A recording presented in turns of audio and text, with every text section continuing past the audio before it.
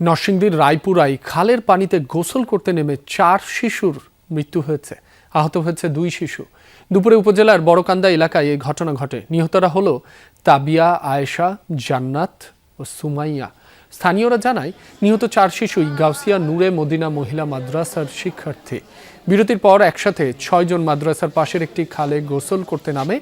এ সময় 4 জন ডুবে যায়। পরে বাকি 2 জন স্থানীয়দের ডাক দিলে সেখান থেকে 4 শিশুর মরদেহ উদ্ধার করা হয়। এদিকে মাগুরায় পানিতে ডুবে 1 শিশুর মৃত্যু হয়েছে। আমাদের বাড়ির পিছনে যে একটা ডগর একটা গাড় আছে, গাড়া গুছি করতে গেছে, একটা সাঁতার জানে না। মারা যাওয়ার পর খবর পেয়েছে, সব একটা পরে তো মাদ্রাসা পড়ছে, মাদ্রাসা থেকে গোসল করতো, গোসলেতে 4 জনই মরা।